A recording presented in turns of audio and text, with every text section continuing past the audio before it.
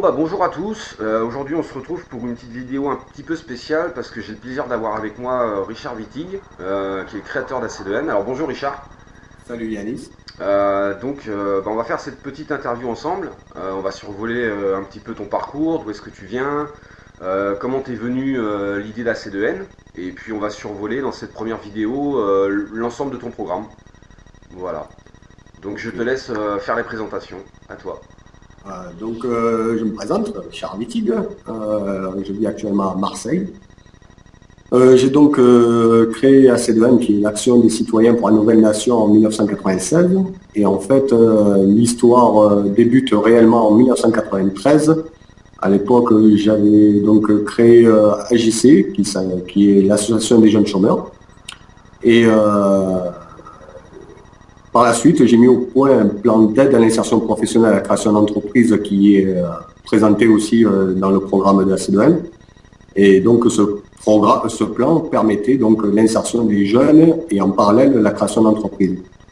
Et en fait, dans sa globalité, ce plan faisait faire des économies à l'État au niveau de l'insertion et de la création d'entreprises.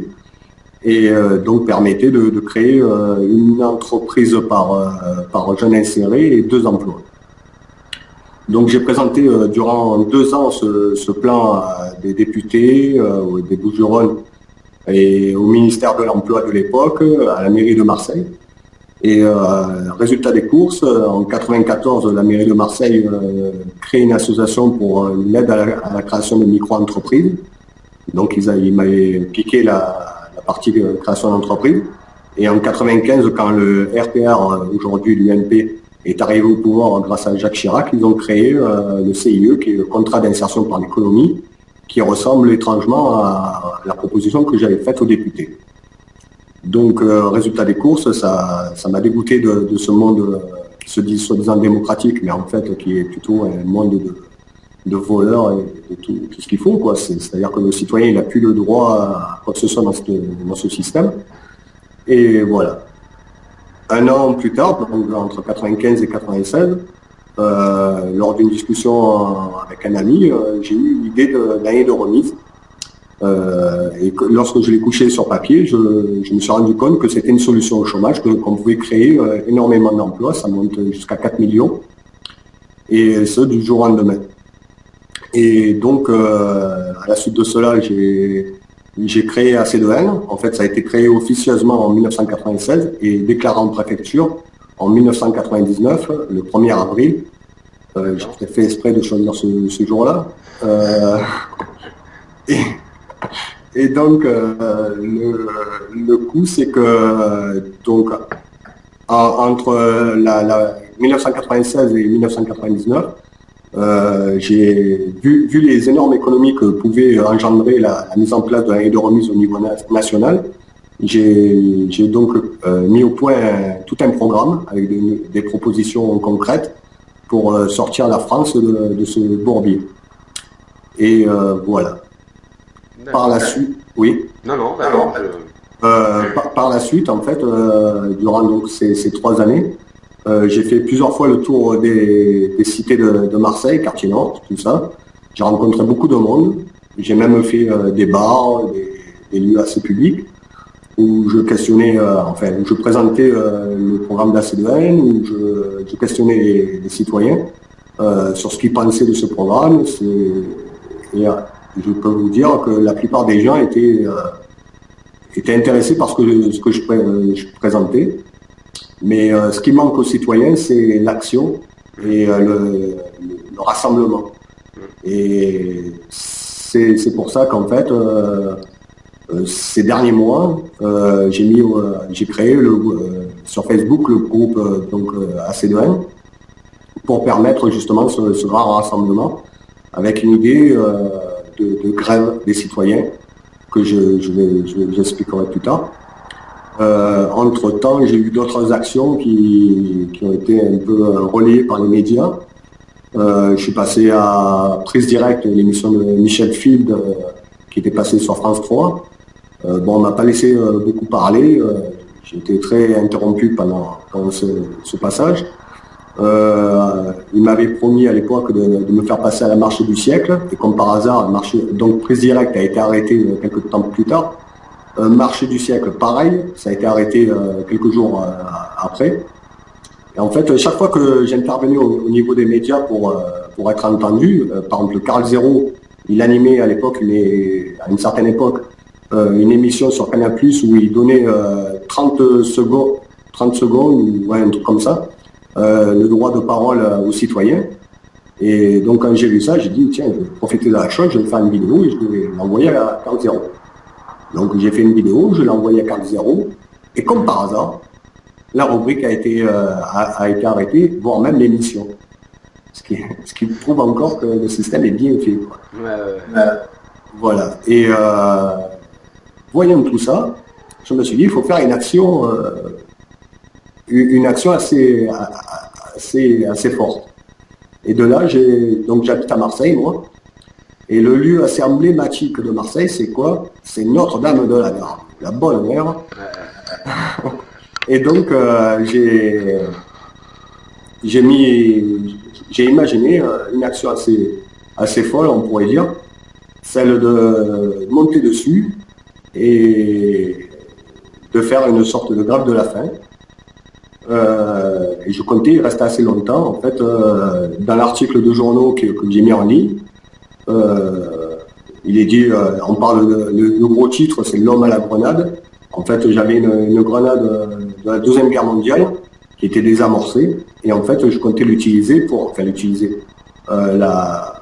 utiliser son image, son symbole, pour dissuader le GIGN de venir s'approcher de moi. D'accord. Et le coup, c'est que, faut dire, c'est pas dit dans le journal, j'ai mis à peu près un an à essayer de monter sur cet édifice. C'était assez burlesque. Et quand je suis arrivé enfin à mettre la corde au sommet de cet édifice, il faisait assez froid à ce moment-là, et comme ça faisait très longtemps que j'essayais de monter, je me suis dit, bon, je vais attacher la corde, comme je connaissais le lieu, et je reviendrai demain, je sais qu'il n'y a personne qui monte là-haut. Et en fait, entre-temps, j'ai reçu un coup de fil de l'évêché qui me disait, monsieur, il faudrait qu'on vous voie là, il y a un petit problème. Et en fait, ils avaient trouvé le sac au pied de la bonne mère que j'avais planqué, que j'avais cru bien planqué, mais apparemment ils l'ont trouvé. Et donc, voilà, quoi, ils m'ont interpellé en avril 2002. De là, ils m'ont fait comprendre que si jamais je récidivais, j'encourais soit de la prison ferme, soit que je pourrais aller en hôpital psychiatrique. Donc c'était des menaces assez claires. Et donc avril 2002, il faut savoir que c'était le premier tour des élections présidentielles. Et en fait, j'ai récidivé en juin ou juillet 2002. C'était le second tour des présidentielles. Et en fait, quand je suis remonté là-haut, c'était pas dans le but, je savais que j'allais être délogé immédiatement, vu que j'avais plus cette grenade. Mais je l'ai fait pour marquer la date. D'accord. Pour dire, voilà, à telle date, j'étais déjà dans l'action. Et donc, je suis monté, je suis arrivé à monter. Et donc, le GIGN est monté, ils m'ont fait descendre et tout ça, article des journaux. Mais le psychiatre, il m'a vu, il a vu que j'étais plus un activiste qu'autre chose, et que ma place n'était pas dans un lieu psychiatrique ou en prison ou quoi que ce soit. Donc j'ai eu quand même 1 an de prison, je crois, avec 3 ans de sursis, et 3000 francs d'amende à l'époque, ou 500 € d'amende, enfin un truc comme ça. Ah ouais. Et mais c'est pas cher pour monter en haut d'un édifice. Je sais pas, je connais pas trop les tarifs. Et donc t'as quand même fait 7 mois ferme alors, c'est ça? Non, ça a été mis avec du sursis. Ah d'accord, ok. Si je me faisais choper pour autre chose, ça me tombait directement sur la tête, quoi. Ouais, ok. Et voilà. Et donc après, donc en 2005, Sarkozy est arrivé au pouvoir. Et en fait, cette personne, elle fait peur quand même. Et donc j'ai fermé le site d'AC2M jusqu'à ce qu'il s'en aille du pouvoir. Et donc là en 2012, non, Sarkozy c'était en 2007. 2007 Sarkozy, ouais, ça, 2012 Hollande. Donc à l'arrivée de Hollande en 2012, j'ai rouvert le site et j'ai recommencé mes activités. Voilà. Et voilà. Ok. Pour en venir, on va faire un petit crochet. Moi, donc, j'ai lu ton programme, beaucoup de gens l'ont lu. Ce qu'on peut retenir là-dedans, c'est que c'est avant tout des propositions. Il n'y a rien de figé. Et que tu mets vraiment en avant le fait que c'est l'instauration d'une démocratie directe. Alors, est-ce que tu pourrais nous en toucher un mot pour les gens qui ne connaissent pas ce qu'est le concept de démocratie directe? En fait, donc la démocratie directe, c'est donner la véritable souveraineté au peuple. C'est-à-dire que c'est le peuple qui décide de tout, aussi bien de l'urbanisme au niveau de sa cité, de son quartier, que de l'aménagement du territoire au niveau national, que de lois au niveau national, ou que de l'intervention de la France au niveau international. Si une telle proposition était acceptée par l'ensemble des citoyens lors d'un référendum, donc si un tel système était accepté, en fait ça provoquerait la fermeture de tous les hôtels de ville, de département, de région, la fermeture du Parlement, du Sénat, et donc ça engendrerait d'énormes économies qui peuvent être chiffrées à coût de dizaines de milliards d'euros. Il faut savoir aussi que tous ces élus font faire d'énormes gaspillages à la France, donc ça encore, ça ferait faire d'énormes économies. Et donc le fait de donner la parole et le pouvoir au peuple permettrait d'éviter aussi beaucoup de choses. Au niveau, du coup, on serait forcé d'interdire les sondages. Les médias, on devrait tout faire pour qu'ils soient le plus indépendants possible. Donc Dassault qui détient les journaux, on ne pourrait plus en avoir. Bouygues qui détient une chaîne de télé, on lui confisquerait, et ainsi de suite. C'est-à-dire qu'il faut vraiment que les médias, surtout les journalistes, puissent intervenir dans tout le pays de façon assez libre. Quand je vois qu'il y a des entreprises qui interdisent l'accès à leur entreprise sous prétexte de propriété intellectuelle ou quoi que ce soit, je trouve ça assez scandaleux, surtout quand il s'agit de la santé des Français.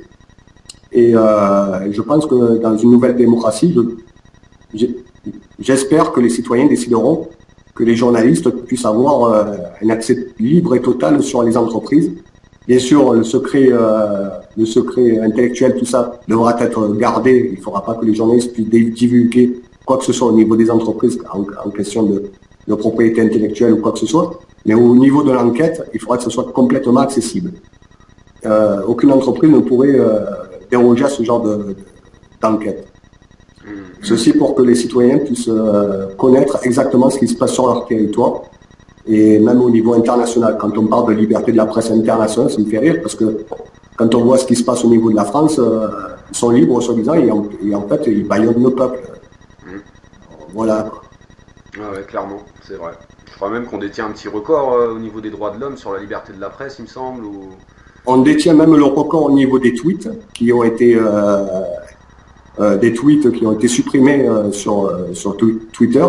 En fait, je crois qu'on détient 80% des interventions mondiales, ce sont les Français. Ah ouais, quand même. C'est même pas la Chine, quoi. D'accord. Ça, je savais pas. Voilà. Champion du monde de la râlerie, quoi. Du de la contestation. C'est pas mal.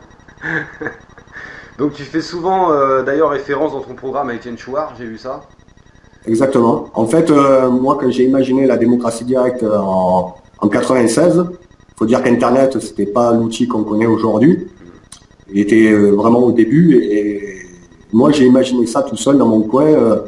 Je me disais, il faut redonner le pouvoir au peuple. Et l'outil informatique qui venait de naître me montrait que c'était enfin possible. Une telle vision, une telle application. Et donc moi j'avais la partie pouvoir, c'est-à-dire le peuple qui décidait de tout.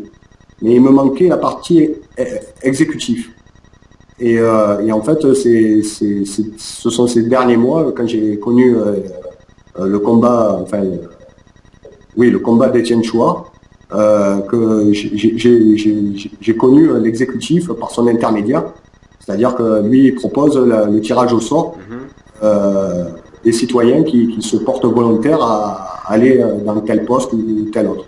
Ouais. Et donc, j'ai greffé ça au plan de la C2M, en montrant, en utilisant les recommandations d'Étienne Chouard pour le côté exécutif. Voilà. Ok. Est-ce qu'on peut maintenant venir faire un peu sur le général du programme? Comment est-ce qu'il s'articule et quelle est pour toi l'idée de base de ton programme? Alors, contrairement à ce qu'on pourrait penser, l'idée maîtresse du programme de la C2N, c'est pas la démocratie directe, c'est plutôt la solution au chômage. En fait, cette mesure, si on l'applique au niveau national, elle crée 4 millions d'emplois, elle crée 4 millions de touristes, et du fait que de baisser au maximum le chômage, ça pousse les salaires vers le haut. Et en fait, quand on regarde dans sa globalité, on voit qu'il y a une augmentation de la consommation qui est assez importante. Et comme le pays vit principalement sur la consommation des ménages, cela engendre une activité au niveau des entreprises qui va augmenter et un accroissement des recettes au niveau des caisses de retraite, de la sécurité sociale, de l'État, qui va être tellement important qu'on n'aura plus les problèmes qu'on connaît aujourd'hui. Aujourd'hui, le problème des retraites, c'est un gros problème. Ils sont tous les jours en train de les changer. Le problème de la sécurité sociale, c'est pareil. Le problème des caisses de l'État, on n'en parle même pas. Et voilà, donc en fait, la mise en place, rien que de cette mesure, permettrait déjà de soulager pas mal de secteurs de la société. Après, donc, il y a la démocratie directe, comme je l'ai dit, ça provoquerait donc la fermeture de tous ces hôtels inutiles, hôtels de ville, de département, tout ça. Et donc, ça ferait encore des économies, on chiffre aux alentours des 100 milliards d'euros, si mes souvenirs sont bons. On propose aussi la suppression de la monnaie fiduciaire, autrement dit l'argent liquide. Il y a des personnes qui s'offusquent à ce que ça soit fait sous prétexte de la liberté, de ne pas être suivi, fliqué, ceci, cela. Mais en fait, pour moi, la liberté, elle est déjà prise justement par le système banquier. Je veux dire, aujourd'hui, quand vous allez payer quand vous allez faire un gros achat, vous allez le faire par carte bleue, vous allez le faire par chèque, tout ça. Donc vous êtes déjà fliqué quelque part. L'argent liquide, vous l'utilisez pour acheter votre baguette de pain, votre paquet de cigarettes. Et je veux dire, c'est pas ça qui intéresse les banquiers ou la société ou l'État. Ça les intéresse pas ce que vous allez acheter comme pain. Et donc, ce qu'il faut voir, c'est que l'argent liquide permet à des personnes mal intentionnées de frauder beaucoup de choses, c'est-à-dire le travail au noir, de faire du trafic, de faire de l'évasion fiscale. Je veux dire, s'ils n'ont jamais mis en place ce genre de mesures, ce sont les politiques qui peuvent le faire. Et pourquoi ils l'ont jamais fait? Parce que justement, l'argent liquide leur permet d'avoir des valises bien pleines, de pouvoir les emmener en Suisse ou ailleurs, et tranquillette, ils font de l'évasion fiscale. Et voilà. Moi, je dis en fait que la suppression de la monnaie fiduciaire permettrait de faire d'énormes économies. Et donc, qui dit économie, dit soulager les Français de la ponction que fait l'État sur leurs finances. Et donc, les citoyens auront plus de moyens et donc seront, eux, plus libres, vu qu'ils travailleront moins pour gagner cet argent qui donne à l'État. Et après, on propose aussi l'aide à l'accession à la propriété pour tous en 8 ans, il y a 0% d'intérêt. Cette mesure a plusieurs avantages. Soulager la CAF, donc les citoyens encore qui cotisent.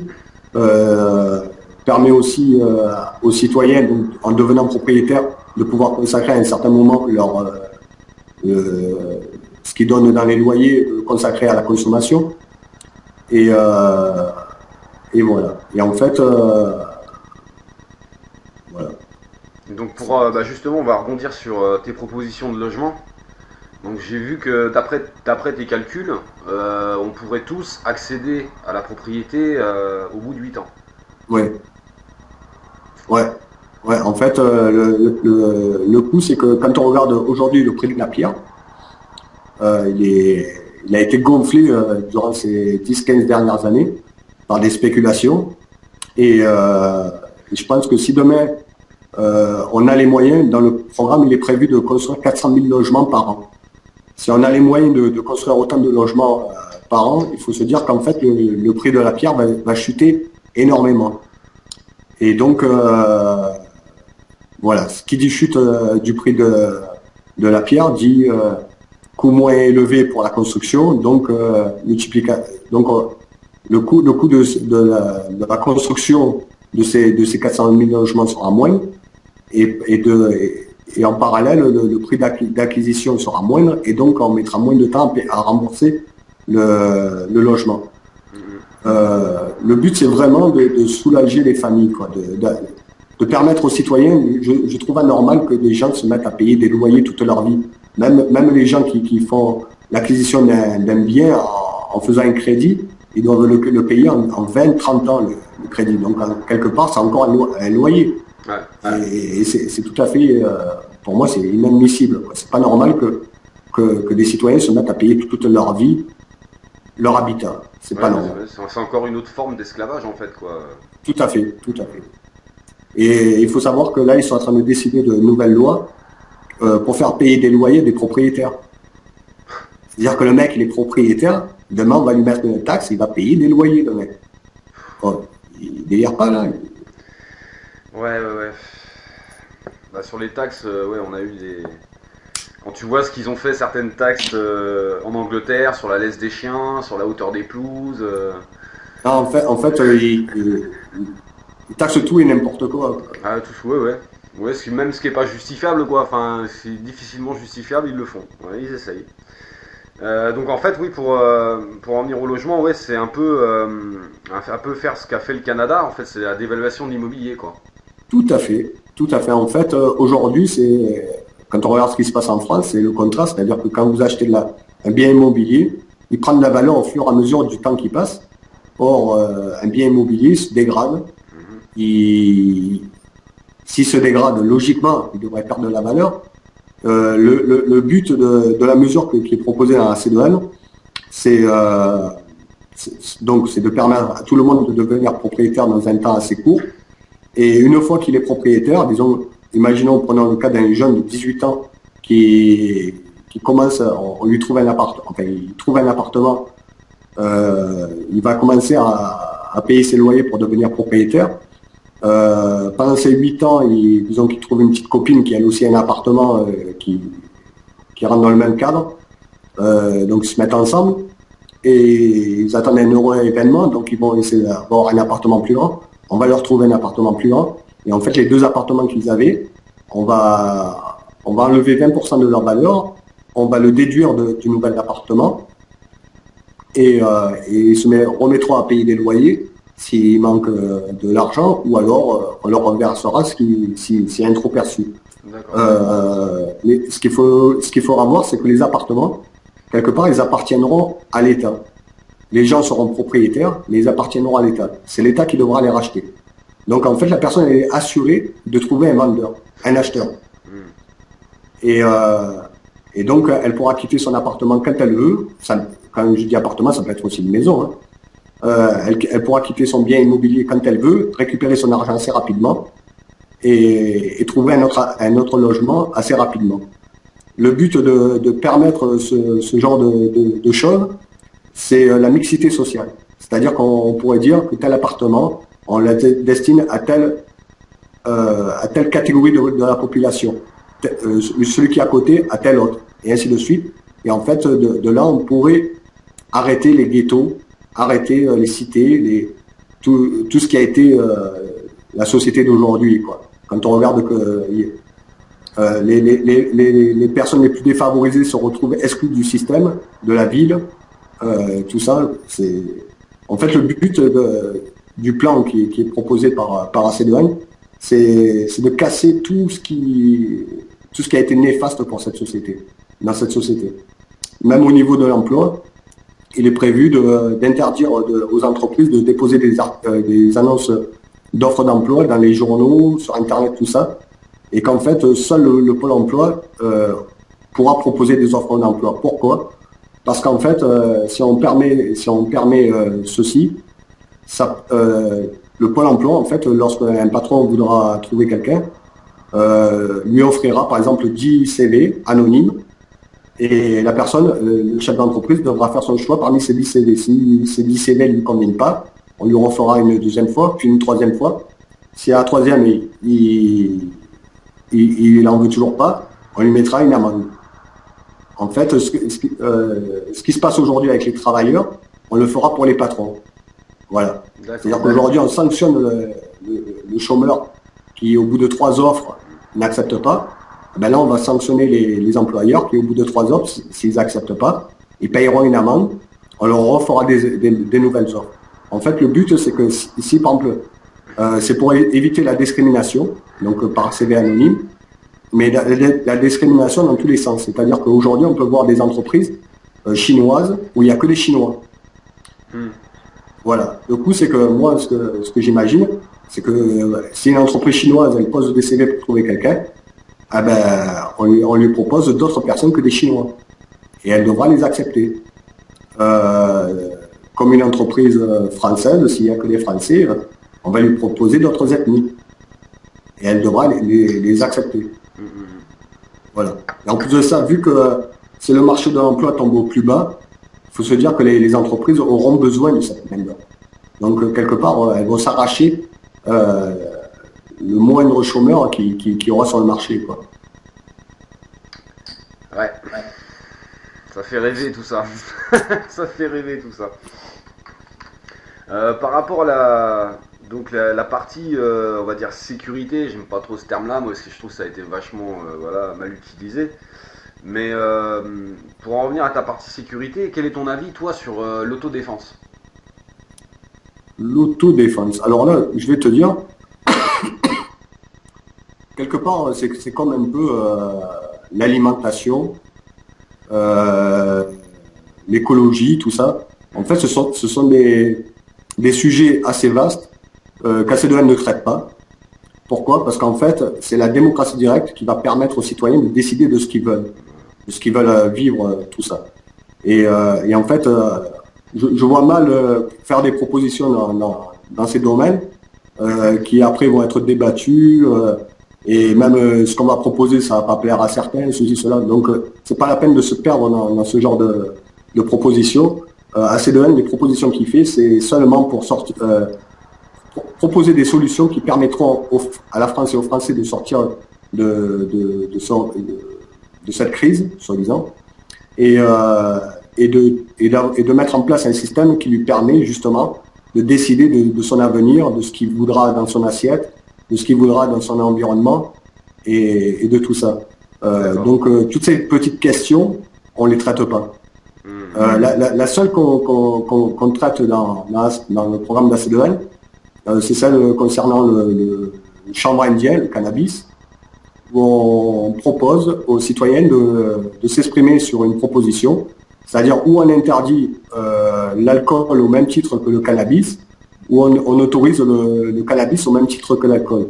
Parce qu'il n'est pas normal qu'on autorise l'alcool qui est considéré comme une drogue dure, qui fait énormément de mal dans la société au niveau de l'emploi, de la famille, enfin dans beaucoup de domaines, et qu'on interdise le cannabis qui, lui, n'a jamais tué, enfin, je veux dire, a des effets secondaires et néfastes très, très inférieurs à ce qu'on peut voir avec l'alcool.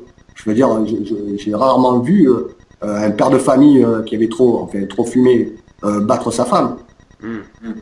C'est un produit qui au contraire, ça rend cool, quoi. Donc voilà, quoi. Et je pense que comme les Français, ce sont des gros buveurs, excusez-moi, comme ils aiment l'alcool, ils vont voter pour la légalisation du cannabis. À mon avis. À mon avis, ça va aller dans ce sens. Donc, si tel était le cas, on verrait donc ouvrir des coffee shops à travers le pays. Donc, les jeunes des cités qui aujourd'hui sont dealers, demain deviendront patrons d'une entreprise qui connaissent bien. Ouais, c'est pas bête, c'est pas bête. Mais du coup, oui, ça me rassure entre guillemets, mais je pense que ça va rassurer beaucoup de gens parce qu'il y a beaucoup de gens qui ont été voir ton programme et qui me demandaient mais qu'est-ce qu'ils pensent de l'éducation, qu'est-ce qu'ils pensent de l'écologie. Du coup, Moi, j'ai des idées. Je sais que moi, j'aimerais bien qu'on arrête les pesticides dans l'agriculture. Concernant l'éducation, je pense que quand on regarde les classes aujourd'hui, c'est 30-40 élèves par classe. Quand on regarde les autres, et en plus de ça, on note les élèves à partir de la maternelle, pour ainsi dire, jusqu'à plus loin. Et en fait, c'est néfaste pour l'éducation des enfants. Moi, ce que j'imagine, c'est que si demain la France et les Français s'enrichissent, parce qu'en fait, le programme d'ACEN prévoit à ce que les Français s'enrichissent. En fait, moi, ce que je vois, c'est que la France pourrait devenir Monaco puissance 1000. Donc, les Français, demain, pourraient ne plus avoir besoin de travailler et vivre par des rentes de l'État. C'est incroyable. Et le coup, c'est que si tel était le cas, on pourrait très bien, au lieu de redistribuer tout cet argent aux citoyens, en garder une partie pour améliorer le cadre de l'éducation en augmentant le nombre d'effectifs des professeurs, des maîtres, tout ça, pour que les classes soient moins surchargées, que les enfants, par exemple, soient pris par un maître à 10 par classe, qu'on note plus les jeunes, qu'on arrête ce système de notation, et qu'on fasse plus de l'entraide entre les jeunes, c'est-à-dire faire des tables rondes avec les enfants, leur donner un problème à résoudre, qu'ils se concertent entre eux, qui s'aident pour résoudre un problème. Alors qu'aujourd'hui, c'est l'individualisme à fond. On pousse le horaire de pas ton camarade, ce qu'il est en train d'écrire, soit le premier, et tout ça. Ça fait des individus qui sont égoïstes, qui regardent que leur nombril, et que quand ils regardent ailleurs, c'est pour faire la critique. Et moi, je pense que demain, il faut tout faire pour que les individus soient plus solidaires, qui s'entraident entre eux, et vu que, comme le programme prévoit que les Français deviennent pas riches, enfin oui, riches, mais qu'ils aient plus de problème d'argent, ils auront moins tendance à regarder ce que l'autre il a, la voiture, le ceci, le cela. Ouais, tout à fait. Ouais. Enfin, moi j'ai des idées comme ça. Si ACEN arrivait à faire la révolution, je les proposerai, mais je pense que je détiens pas tout. Il y a 40, on est 65 millions, il y a 43 millions, 45 millions de personnes qui sont en âge de voter. Et je pense que parmi ces millions de personnes, il y a beaucoup de personnes qui ont de bonnes idées, qui pourront les proposer, qu'on pourra débattre dessus. Et que je pense que franchement, demain, si on arrivait à faire cette révolution et mettre en place cette démocratie, je pense que ça va être vraiment mieux que ce qu'on connaît aujourd'hui. Vraiment. On va arrêter de nous matraquer. C'est infernal, ça devient de plus en plus infernal. Et en plus de ça, même quand on regarde les Français, comment ils réagissent, ça se sent. Ouais, ça se sent. On est à deux doigts d'exploser, mais si ça explose sans solution, ça mènera à la guerre civile. Et alors que quand on regarde ce que propose ACEN avec sa grève des citoyens et tout ça, non seulement la grève des citoyens a pour but de renverser le système tout en étant pacifique. Tout est prévu pour que ça le soit. Et si on y arrivait, de suite après la révolution, je peux vous certifier qu'il y aura 4 millions d'emplois sur le marché. Parce que les patrons, ils ne vont pas attendre qu'on vote la loi sur l'année de remise pour aller chercher les employés qui vont leur faire défaut. Et ils vont de suite poser les annonces. Moi, je pense que de suite après la révolution, ce sera le plein emploi et tous les salaires vont augmenter. C'est ça qu'il faut voir. Moi, quand je regarde ce qui s'est passé en Égypte ou en Tunisie, ils ont fait la révolution en 2 mois. Moi, je pense qu'il est possible, je prévois de faire la grève des citoyens pendant 4 à 6 mois. Je me dis d'ici cet été, la grève des citoyens pourrait avoir une telle ampleur qu'elle serait inévitable et qu'il sera possible peut-être, sûrement, certainement, de renverser ce gouvernement pacifiquement. Parce qu'en fait, même les citoyens qui sont dans les forces de l'ordre, dans les militaires, quand ils vont apprendre l'existence de la C2N et de son programme, quand ils vont se mettre à lire le programme, ils vont voir que ce que font les citoyens en faisant la grève, c'est pour eux aussi.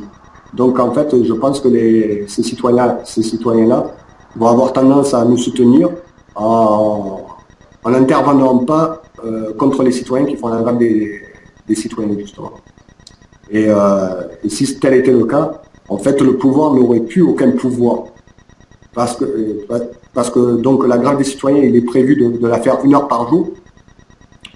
Mais lorsqu'on verra que tous les Français sont au courant de la C2N et de son programme, et qu'une grande majorité nous auront rejoints dans cette grève, on lancera la grève permanente. Donc on bloquera tout le pays. Il faut savoir que si on bloque toute la France, c'est pas que la France qu'on bloque, ça sera toute l'Europe. Parce que tous les pays européens sont dépendants de la France. On est le carrefour de l'Europe. Donc si on bloque la France, on bloque l'Europe. Donc le gouvernement français va avoir une énorme pression de tous les côtés. Et comme il aura, comme je l'espère et l'imagine, aucun pouvoir sur les militaires et sur la police, il se retrouvera seul, esselé dans son petit Élysée, dans son petit Matignon et dans son petit Parlement. Et il n'y aura pas besoin de faire de prise d'otage parce que là, le GIGN, ils ont fait une simulation de prise d'otage. Moi, je vous dis, GIGN, vous savez quoi? Vous allez rester dans vos bureaux, tranquille ou tranquillette. Les citoyens ne vont pas faire de prise d'otage. Qu'est-ce qu'on va faire? On va prendre les députés, mais qu'est-ce qu'on a à foutre de leur gueule? Vous voyez? Les Français vont bloquer le pays et ils seront obligés de capituler et de sortir, pas sous les applaudissements, hein, sous les huées. Ouais. Et le peuple reprendra le pouvoir. Enfin, 200 ans qu'on attend ça quand même. Ouais, ça commence à faire long. Ouais. Bah, je sais pas, tu as quelque chose à rajouter? Tu voudrais parler d'autre chose? Ben, là, il ne me vient rien, je dis beaucoup de choses, il ne me vient rien de spécial. En fait, on va donc faire 2 autres vidéos où on expliquera le programme dans ses détails. Et la troisième vidéo, ça sera le déroulement de la grève des citoyens, comment je la vois et comment je vous la présente pour qu'on puisse renverser justement ce système assez rapidement et très pacifiquement. Et voilà. Bah ouais, je pense qu'on a bien fait le tour là sur celle-là. Et puis donc bah on se dit à bientôt pour la deuxième alors.